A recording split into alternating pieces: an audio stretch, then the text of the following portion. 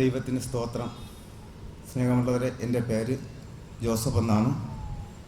ഈ ജൂൺ മാസം 2017 ജൂൺ മാസം 10-ാം തീയതി ആകുമ്പോഴത്തേക്ക് ഡിവൈനിൽ പോയി ധ്യാനം കൂടിയിട്ട് 16 വർഷം പൂർത്തിയാവുകയാണ്. ഡിവൈനിൽ പോയി ധ്യാനം കൂടിയിട്ടും ഞാൻ വന്ന് മദ്യപാനം മറ്റു ലഹരി വസ്തുക്കളിൽ നിന്നും വിമുക്തനായി ദൈവകരങ്ങളിൽ കൂടെ ദൈവത്തിൻ്റെ ചെറിയ പ്രാർത്ഥന കൂട്ടായ്മകളിൽ കൂടെ പങ്കുചേർന്ന് പോയിരുന്നുവെങ്കിലും എൻ്റെ മനസ്സിൽ ഉള്ളിലുണ്ടായിരുന്ന ഒരു ഭയം ഇങ്ങനെയാണ്: ഞാൻ ചെയ്തിട്ടുള്ള പാപത്തിൻ്റെ പരിമിത ഫലം ഞാൻ അനുഭവിക്കേണ്ടി വരുമല്ലോ എന്നുള്ള ഒരു വലിയൊരു ഭയം എൻ്റെ ഉള്ളിൽ ഉണ്ടായിരുന്നു. ബൈബിള് വായിക്കും, പ്രാർത്ഥിക്കുമെങ്കിലും എൻ്റെ ഉള്ളിൽ വലിയൊരു തേങ്ങൽ ഉണ്ടായിരുന്നു.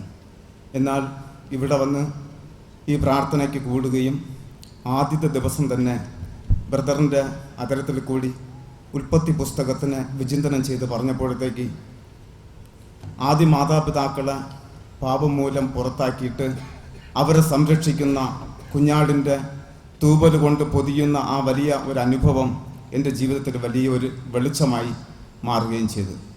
അതിലുപരി ഞാൻ ഏത് പ്രാർത്ഥന കൂട്ടായ്മയിൽ പോയിരുന്നാലും ഏതൊരു വേദിയിൽ പോയിരുന്നാലും ആദ്യം ഫ്രണ്ടിൽ പോയിരിക്കും, അവിടെ ഇരുന്ന് ഉറങ്ങുന്ന ഒരു ശീലം എനിക്കുണ്ടായിരുന്നു. എന്നാൽ ഈ 5 ദിവസമായിട്ട് ഇവിടെ പ്രാർത്ഥനയ്ക്ക് വന്ന് ഇതുവരെയും എനിക്ക് ഉറങ്ങുവാൻ സാധിച്ചില്ല. അങ്ങനെ ദൈവം വലിയ ഒരു അനുഗ്രഹം എനിക്ക് തന്നു. ദൈവത്തിന് നന്ദി പറയുന്നു.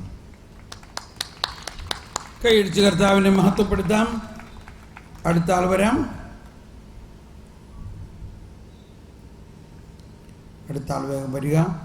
അതിനിടയ്ക്ക് ഞാനൊന്ന് പറഞ്ഞോട്ടെ, പലർക്കും ഈ ആദത്തെ പുറത്താക്കിയത് ഒരു ശിക്ഷയായിട്ടാണ് നമ്മൾ പണ്ട് പഠിച്ചിട്ടുള്ളതെങ്കിലും നമ്മളിപ്പോൾ മനസ്സിലാക്കി, ആദത്തെ ദൈവം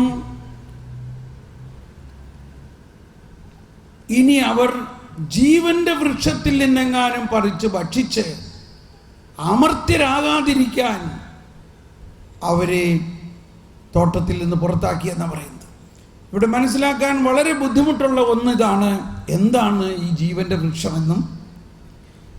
ചിലർക്ക് പറയുന്നത് ഇപ്പോഴാണ് മനസ്സിലാകുന്നത്, ജീവന്റെ വൃക്ഷം എന്ന് പറഞ്ഞൊരു വൃക്ഷം കൂടി അവിടെ ഉണ്ടായിരുന്നു എന്നും, ജീവന്റെ വൃക്ഷത്തിൽ നിന്ന് പറിച്ച് ഭക്ഷിച്ചാൽ ആ വ്യക്തി അമർത്യമാകും. അമർത്യത എന്ന് പറഞ്ഞാൽ എന്താണ്?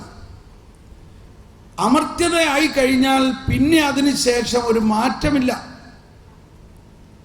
അതാണ് മാലാഖമാരുടെയും അവസ്ഥ. അവർ അമർത്യരാണ്.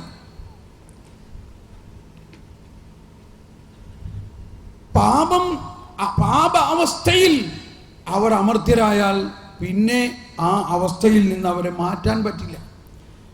അപ്പോൾ ആദവും ഹവ്വയും പാപം മൂലം പൈശാചികമായ ഒരവസ്ഥയിലായിരുന്നു.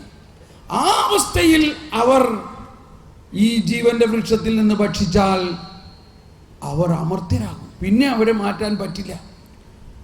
അതുകൊണ്ടാണ് ദൈവം അതൊരു കാരണവശാലും സംഭവിക്കാൻ പാടില്ല. അതുകൊണ്ടാണ് ദൈവം അവരെ രക്ഷിക്കാൻ വേണ്ടിയാണ് ഏദെൻ തോട്ടത്തിൽ നിന്ന് പുറത്താക്കിയത്.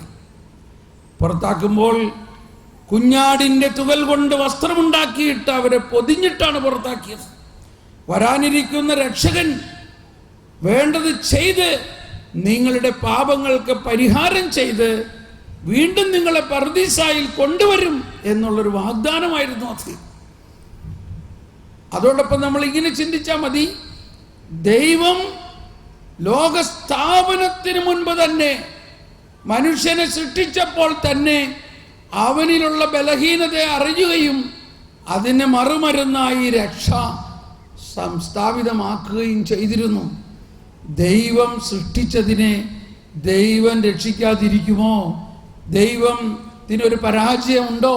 ദൈവം ഒരിക്കലും പരാജയപ്പെടുകയില്ല. Praise the Lord. ഇനി ആരെങ്കിലും വരുവിൻ. സഹോദരിമാർ വരാം, സിസ്റ്റർമാർ വരാം, യുവതി യുവാക്കൾ വരാം. വേഗം വരൂ.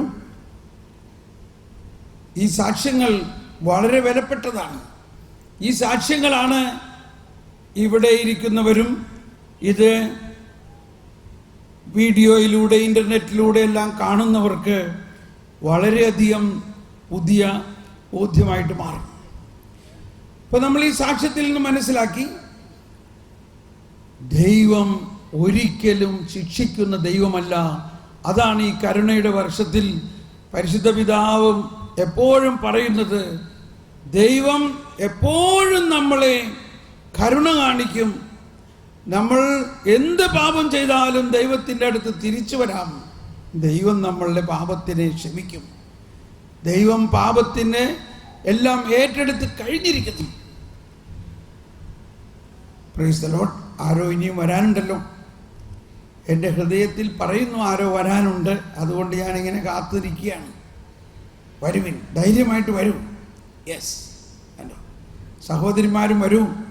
സഹോദരിമാരെനിക്കും ആരെങ്കിലും ഇന്നലെ വന്നവർ തന്നെ വന്നെന്ന് അയച്ചു, കുഴപ്പമില്ല. കം, വേഗം വരൂ. Hallelujah, hallelujah, hallelujah.